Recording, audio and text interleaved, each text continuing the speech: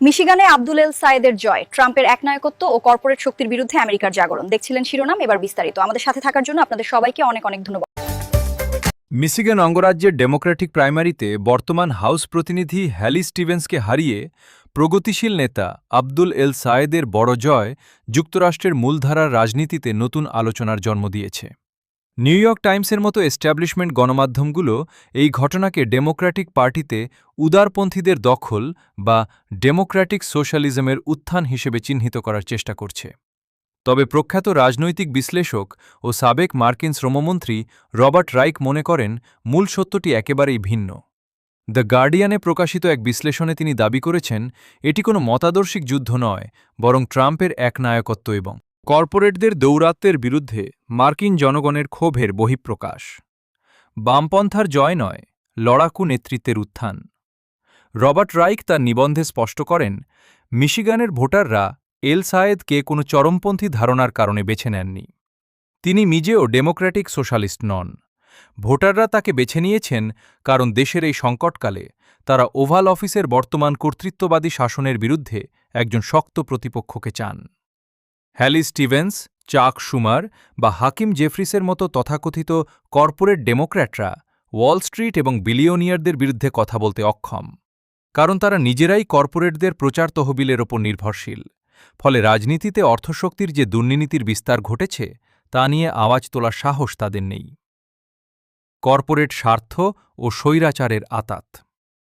নিবন্ধে বলা হয়, ট্রাম্পের এই কর্তৃত্ববাদী শাসনের সবচেয়ে বড় সহায়ক হল যুক্তরাষ্ট্রের শীর্ষ কর্পোরেশন ও বিলিয়নিয়ার শ্রেণী। কর ছাড়, সরকারি নিয়ন্ত্রণ শিথিল করা, একচেটিয়া ব্যবসা করার সুযোগ এবং সামরিক চুক্তি পাওয়ার বিনিময়ে তারা ট্রাম্পকে সমর্থনের পথ বেছে নিয়েছে। Jamie Dimon, Elon Musk, Peter Thiel, Jeff Bezos, Mark Zuckerberg ও এলিসন পরিবারের মতো ধনকুবেররা নিজেদের স্বার্থে ট্রাম্পকে শত শত মিলিয়ন ডলারের তহবিল যোগাচ্ছেন। তারা এমন মিডিয়া, আর্থিক ব্যবস্থা ও আইনি কাঠামো গড়ে তুলেছেন যা মূলধনের প্রবাহ বাড়ালেও আইনের শাসনকে ধ্বংস করছে। জীবনযাত্রার সংকট ও গণ আকাঙ্ক্ষা রাইখের মতে ট্রাম্পের শাসন আর মার্কিনদের জীবনযাত্রার ব্যয়ের সংকট পরস্পর সম্পর্কিত। কর্পোরেট আমেরিকা ও ওয়াল স্ট্রিট যখন অবাধ সুযোগ পায় এবং সরকারের সঙ্গে তাদের অশুভ আঁতাত তৈরি হয়, তখন বাজারে পণ্যের দাম লাগামহীনভাবে বাড়ে আর সাধারণ মানুষের মজুরি থমকে থাকে। একদিকে যখন সাধারণ মানুষ দৈনন্দিন খরচ চালাতে হিমশিম খাচ্ছে, অন্যদিকে শেয়ার বাজারে রেকর্ড মুনাফা লুটছে মুষ্টিমেয় কয়েকজন।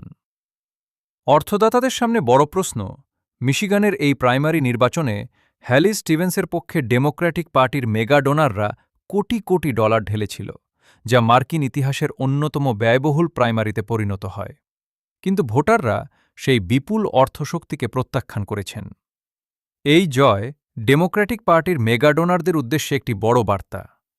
তাদের এখন সিদ্ধান্ত নিতে হবে, তারা কি দেশের সাধারণ মানুষের গণতন্ত্র ও সাম্যের পক্ষে দাঁড়াবেন, নাকি মুষ্টিমেয় ধনকুবেরদের স্বার্থে স্বৈরাচারী ব্যবস্থাকে টিকিয়ে রাখবেন। চ্যানেলটি ভালো লাগলে সাবস্ক্রাইব করে বেল আইকনে অল বাটন চাপুন।